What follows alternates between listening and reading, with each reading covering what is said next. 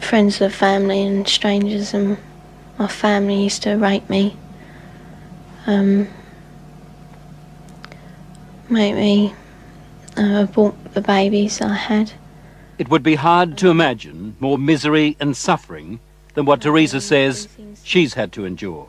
And us kids would be made to do things with the adults and the animals, and then a sacrifice would happen. The sacrifice, were these animal sacrifices? Animals and people.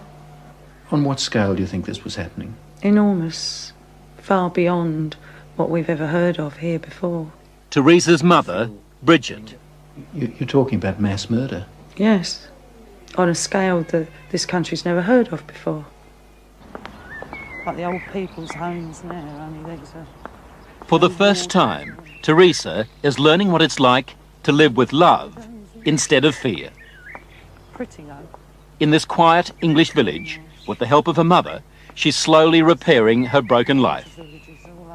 Teresa is now 15, but at the age of 2, she was left in the care of this woman, the grandma she called Nan, and that, she says, is when her torment started. Who was the leader? Who was the boss of the gang, of the cult? At home it was my nan. Your Nan made you have sex with animals? Yeah.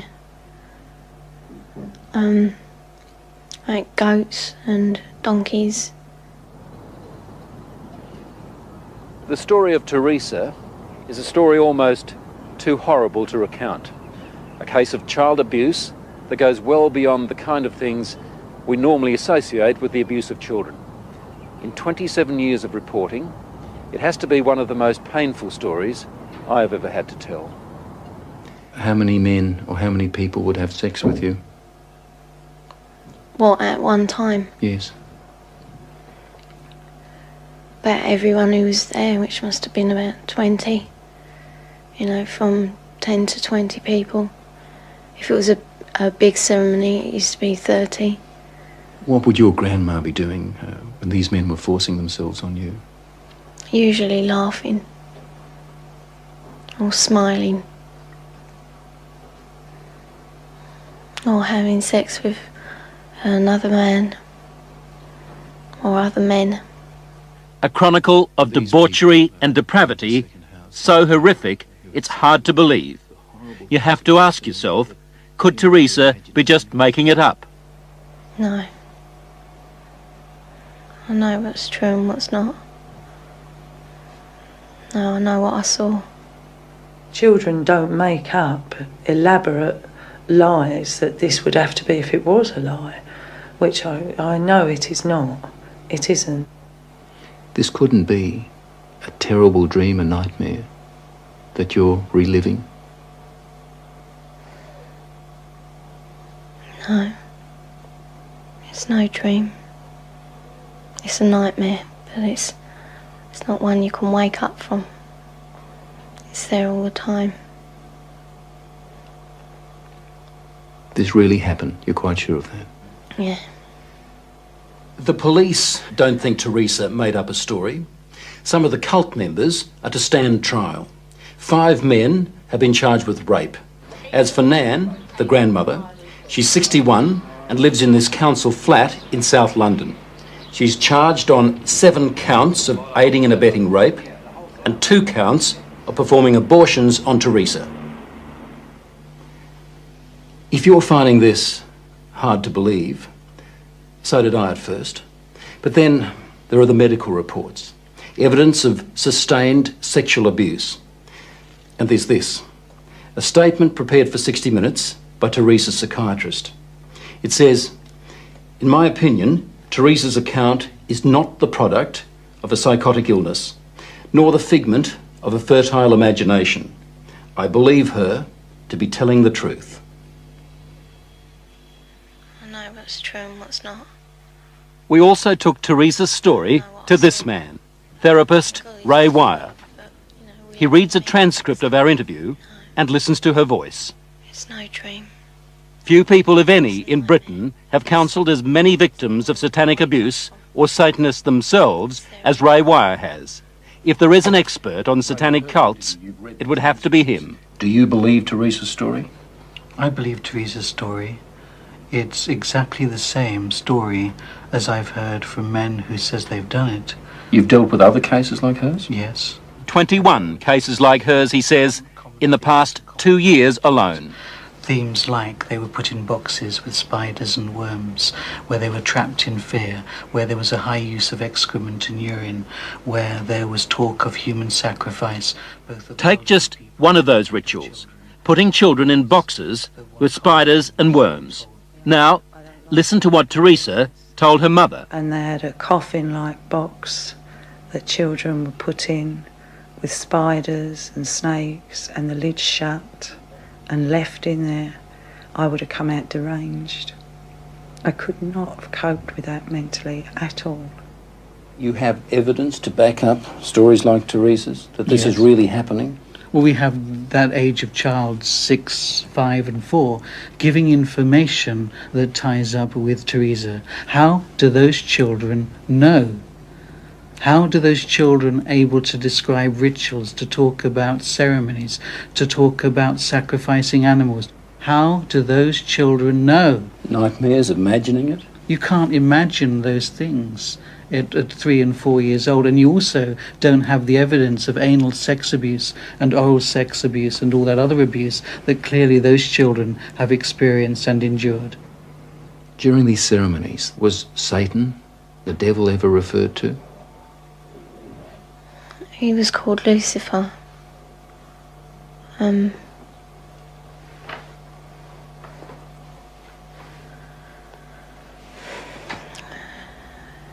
What did they say about the devil, about Lucifer? That killing the people made him happy. Sacrifices to please the devil.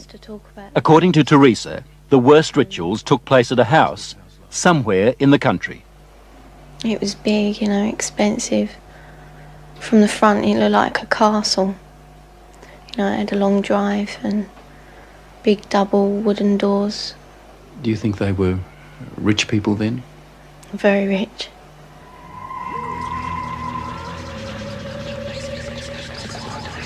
Now, where was this big house somewhere in the country?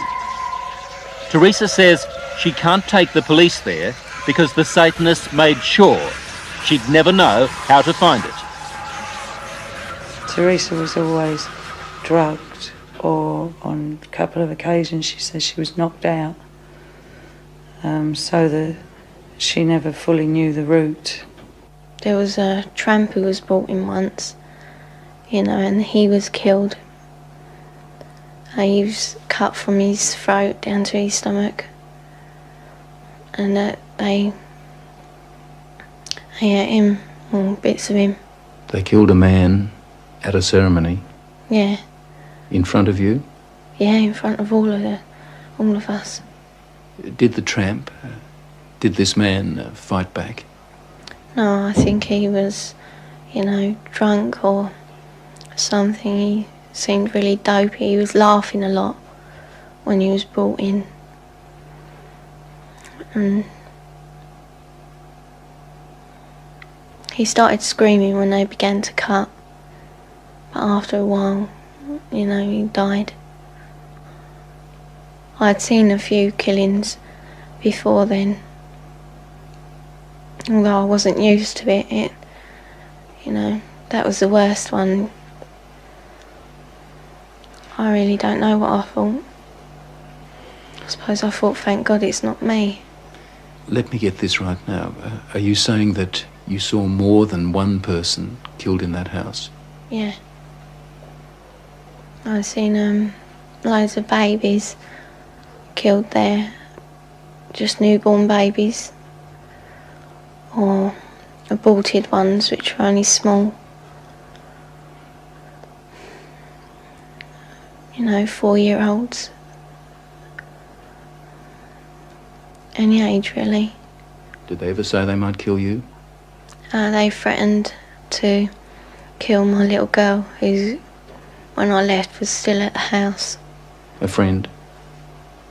Huh? What little girl? My little girl, Alex. She's about 4 now. You mean you had a child? Yeah. How old were you when you had that child? 11. Motherhood at the age of 11. I never talked about But it. from what Teresa told her mother, it wasn't the only pregnancy. We think about 7 or 8 times. It's hard to say. It was constantly happening from the time she was capable of being pregnant. What happened to the pregnancies, to the babies? They were aborted by my nan or by one of the doctors at the house. There were doctors there at that house? Yeah, there was 2, I think. Yeah, and a nurse. What would happen to the fetuses, the unborn babies? They used to be taken away most of the time, and one time the baby was taken out of me and then killed in front of me because it was still alive. And then, what would happen? Well, after they killed it, they would eat it. Well, we were also made to eat it. You were made to eat your own fetus. Yeah. Who made you do this? My nan. You'd think the one person in the world you could leave a little girl with would be Grandma. Someone to give her love and protect her from harm. Yet, when Teresa was left to live with her grandmother, they might as well have handed her to the devil himself. Grandmothers, I mean, the vision it conjures up for you, a sweet old lady with grey hair, rosy cheeks, holding her arms out to love her grandchildren. And it was exactly the reverse. But why was Teresa living with Nan in the first place and not with her mother? Well, when my first marriage broke up, I took the children with me and couldn't cope. So I gave them to their father, who in turn moved to his mother's. And To Nan's place? Yeah. And when he left the Nan's place, he left the children there. How do you feel now towards her grandma and the other people who did all those things to your daughter? They disgust me. They are the worst form of life this earth has had the misfortune to create. Vile. Did you ever try to run away? You must have been frightened. A couple of times I did, but my uncle, he caught me and brought me back. Going to the police? Did that occur to you? No. No. I thought it was normal, you know, even though I didn't like it. You know, I mean, you don't like to eat greens, but you know, somehow, I thought it was just her being called to be kind or something like that. She said to me it was something that everybody did, she thought, you know, like you don't like going to school or the dentist, you don't like going to the black masses. It was never any different. I didn't have nothing to compare it to. All part of life, Teresa thought. Even a miscarriage one day at school. Yeah, I asked the teacher if I could go to the toilet, and she allowed me out. I went into the toilet and the baby was in my knickers. I thought it was dead, but it wasn't. It was still moving. And yet no one at school knew? No. Saw anything? No. Or if they did, they didn't say. No, she was treated for a high temperature, fever, nothing more. What did she do with the baby? She kept her for a while because she was frightened that they'd use the child as part of the rituals. So she turned the pencil case into a little coffin. Apparently she put roses in to make her smell sweet. Put a letter with her. Pictures of herself and her brother. A picture of me. And then I put it down the chute because I didn't want my nan to get it. As we said earlier, the police have already charged some members of the cult, and we know they're also investigating Teresa's accounts of those ritual killings. If there were as many she told us, then the Satanists had a problem. How did they get rid of the bodies? They had a tub, pretty big, I don't know. A very big tub, and they used to put the bodies and bones in there. And it used to go like, fizzy and that. And then there was nothing left. Or there didn't seem to be, but when they cleared it out, there used to be a sludge at the bottom. Teresa's story, her account, doesn't really surprise you. It doesn't surprise me in the light of satanic abuse, no. Do you get frustrated with people who just won't accept that these things do happen? Yes, because I've worked with murderers in prisons for years. Not that long ago, a boy was found in a forest in southern England without a head. We have no doubts that men can do that. And yet when we start talking about men within Satanism who actually believe in evil and it's the right to express evil, we suddenly have a doubt. Do you dismiss that as a child's fantasy, or do you take it seriously? Well, as a policeman and as a father, I obviously take it very seriously. Very seriously indeed. Crime Intelligence Officer Sergeant Alan Barwick. Do you believe Teresa? Yes, I do. What would happen to the fetuses, the unborn babies? They used to be taken away most of the time, and one time the baby was taken out of me and then killed in front of me because it was still alive. And then? They would eat it. Teresa told me that she was forced to eat her own fetus. Does that surprise you? No. Why not? There's information at hand that we believe that has happened before in this country. What Teresa had to endure is bad enough, but it's far from being an isolated case. We found strong evidence that scores of children in Britain are victims of these satanic rituals. But what is the attraction of these cults, and how are people lured into them?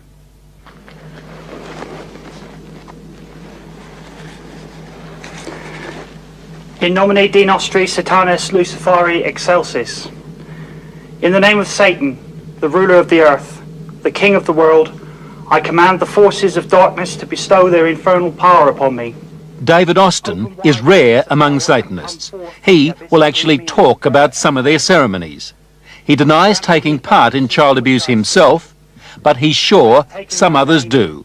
There are people that are using the occult, are claiming to be Satanists, and that they are abusing children. We know it. No sex with children in his cult, says David Austin, but he confirms that sex is a part of some of their ceremonies. Some of our rites are sexually orientated, and again, we have to take into the fact that we do take, in some rites, a bisexual approach to some of our actions. I also witnessed a 9-day-old baby being slaughtered for human sacrifice. Audrey Harper. She spent 5 years in a satanic cult before she escaped. Why did they kill that baby? Why sacrifice a child? Satan likes pure sacrifice, and human sacrifice is better than animal sacrifice, so they are pleasing the master.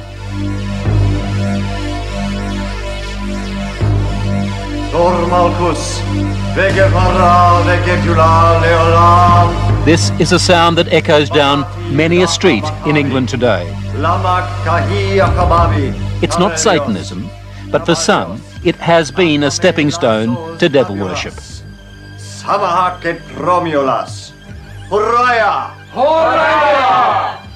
Witchcraft, the so-called harmless end of the occult.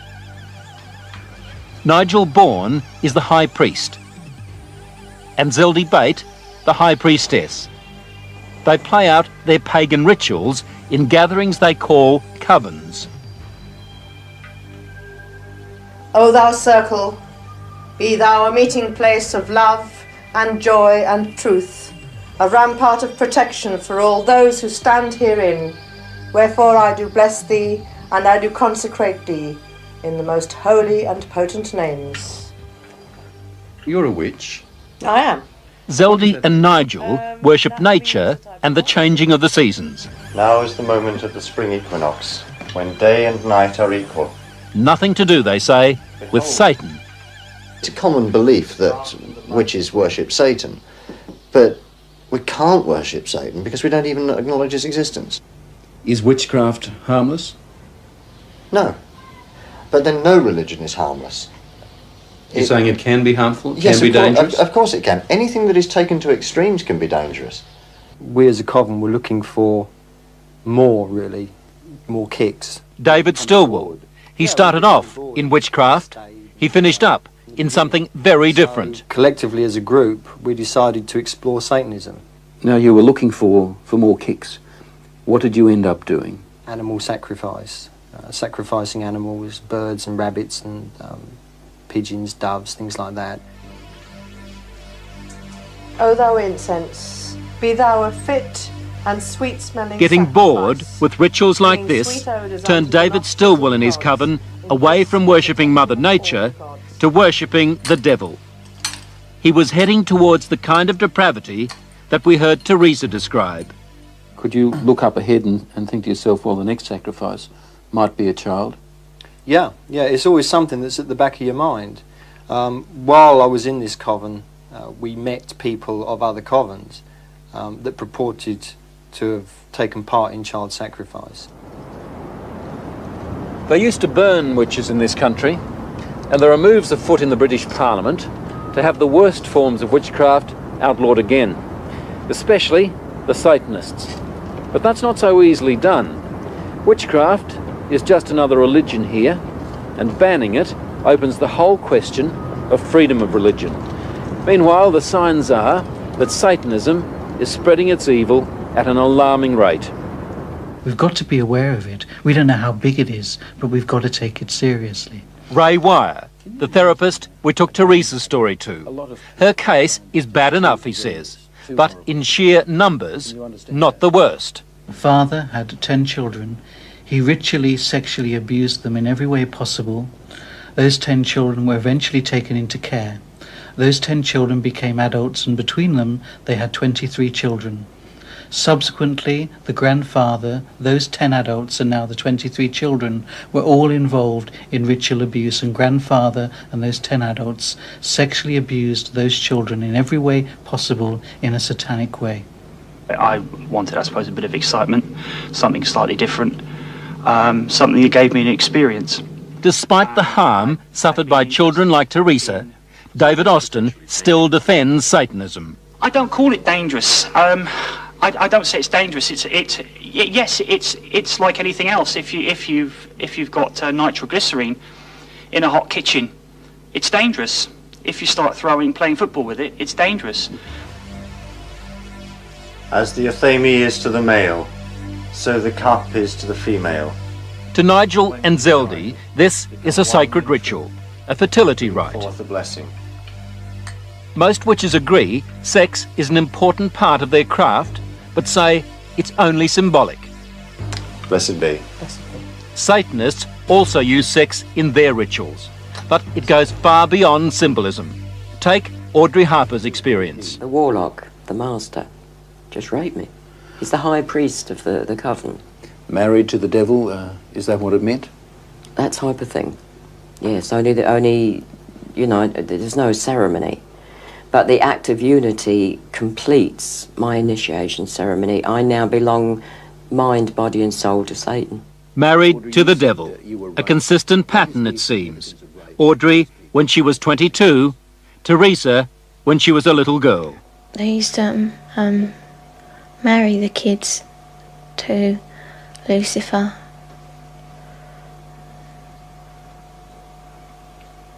So that we were part of him, you know. We were his. Did that include you? Were you married to the devil? Yeah.